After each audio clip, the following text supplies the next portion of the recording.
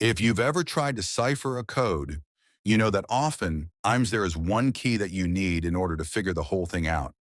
And if you can get this one key, the whole thing kind of comes into stark resolution.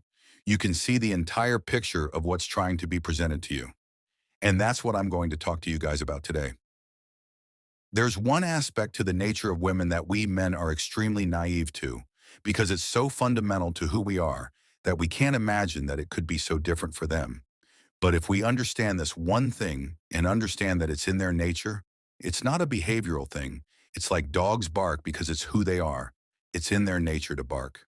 Women do this because it's in their nature. It's not something that they choose. It's not behavioral. You can't train it out of them very easily. But if you understand this one thing about them, then everything else starts to make sense.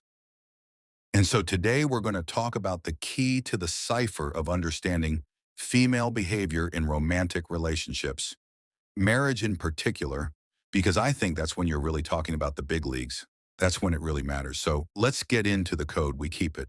When I was growing up, my dad was in the Navy and he was a cryptologist, which is quite appropriate for this topic since that's what code reading is all about. And we would get stationed in different places all around the world, but oftentimes they would be with the same group of families. We would end up getting moved around from one place to another, and my friends would show up at the new place. So that was really cool. So I had a best friend from the time that I want to say like 5 or 6 years old, maybe 6 years old, well into my late 30s. So this is a friendship that lasted a really, really long time. And when you live on base, there's tons and tons of stuff to get into. And back in those days when parents weren't really paying attention anyway, being on a military base gave parents an additional layer of, I guess, security, safety, and knowing that their kids were okay because they really could only go so far. And hell, there were military police all over the place, and you're always going to run into somebody that's going to bail you out of trouble. Anyway, he and I had so many misadventures, I can only tell you. It was, I could write a book just about all these crazy things that we did. But one thing we had going for us is as best friends, we were always there for each other, no matter what. No matter what, we were inseparable. And when we got into trouble, we always had each other's backs.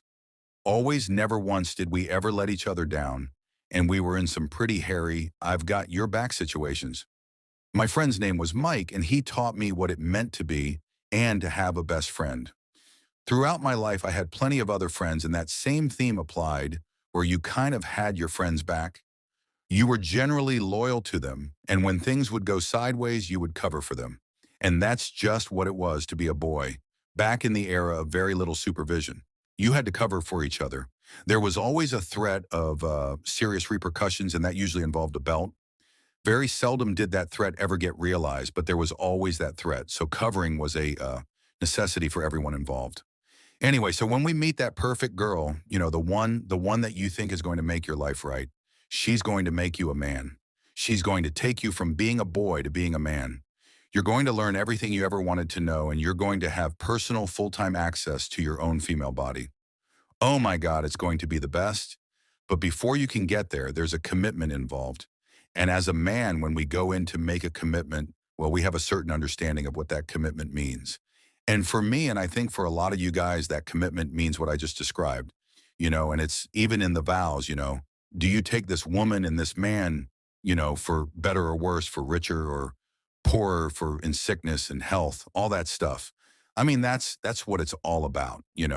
And so we anticipate that that's what we're getting. We're getting that level of commitment. And we have every reason to believe that she has the same understanding as we do.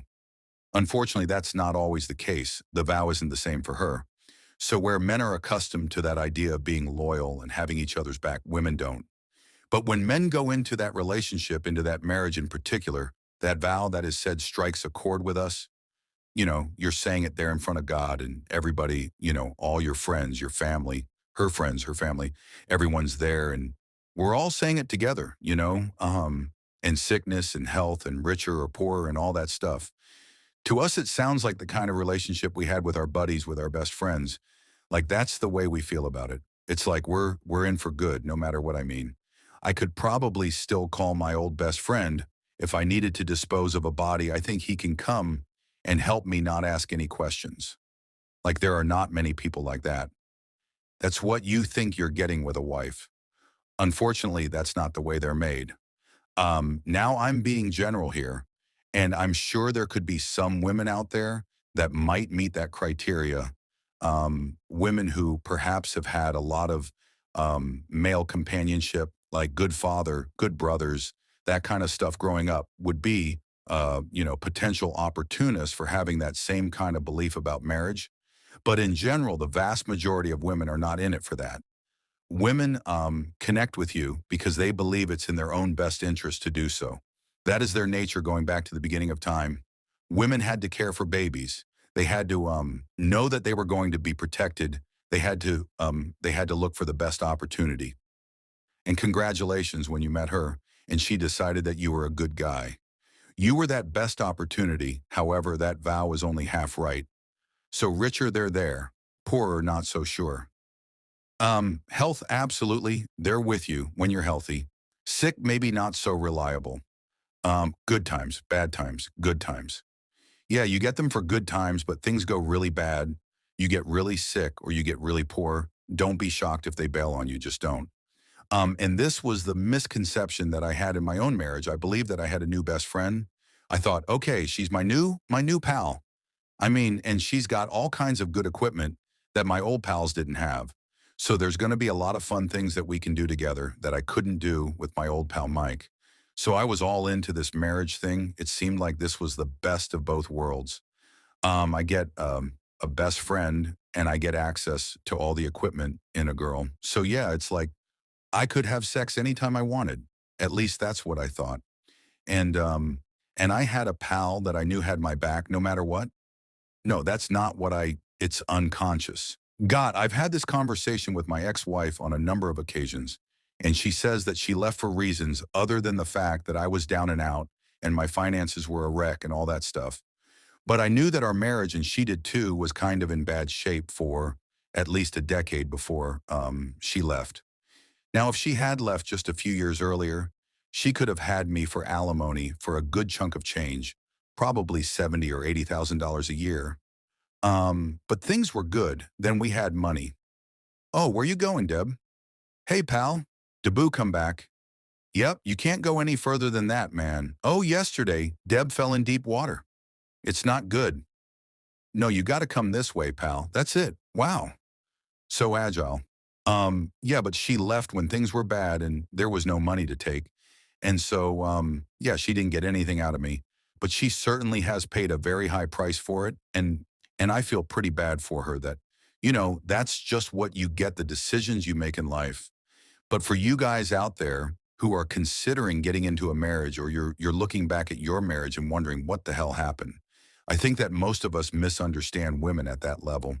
We don't realize that that level of guy to guy loyalty is not built into their system. They just don't. They just don't do that. They don't have it in them. So don't resent them for it. I mean, you can't be angry at your dog for barking. So yeah, you just got to ride it. Betrayal out. I know that when I became aware that she was not happy in our marriage for whatever reason, I felt a sense of betrayal, quite honestly. And I think that most men do. And I think that's a waste of energy, quite honestly. I mean, I understand why men feel betrayed. I mean, like I said, I felt betrayed, but I do think it's a waste of energy because it's just their nature to behave in ways that are in their own best interest. And the problem with a long-term relationship in marriage is that it does require someone who's extremely mature and someone who can see the long game and understands that there's EB and flow to the relationship. And if you marry someone who is emotionally immature, as I did, it's very likely that when things start to get a little tough from time to time or get boring, or she starts to feel like she's put upon because she's doing, all the child rearing and stuff like that, then, yeah, it's very likely that she's going to feel dissatisfied in the relationship. And, yeah, when that happens, the opportunity for her to want to bail is going to be pretty strong. So it's not about you really. It's just about who they are. It's not a something they have control over. It's the way they're made. It's in their nature. It's like right now, Jack.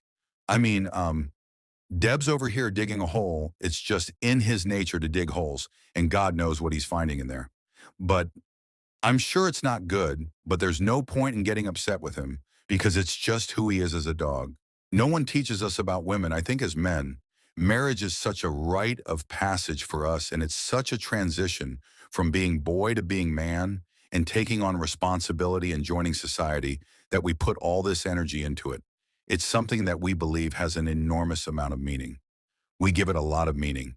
And so we fear its failure because we're getting into this relationship with this person, this opposite sex, this person from another planet in some ways. And we're trusting in her all of our persona, our ego, our identity, and we need it to work. Unfortunately, nobody teaches us anything about women and their very nature growing up. It's almost as if there's a taboo about it. Women learn all about men. Men are very simple to understand, and we're very predictable in many, many ways. Taboo, stop it. Women, on the other hand, kind of operate on a different operating system. You know, they have a different process for everything. They don't work in the ways that we would expect. And as a result, we don't know how to respond to them when things start to change or their relationship starts to go in different directions. When it comes to loyalty, that idea that we're going to have this loyal partner in a relationship, that's something that I feel like we really need to wrap our brains around because we go into a relationship with this romantic idea that we're going to have this best friend who's going to be there with us forever, no matter what.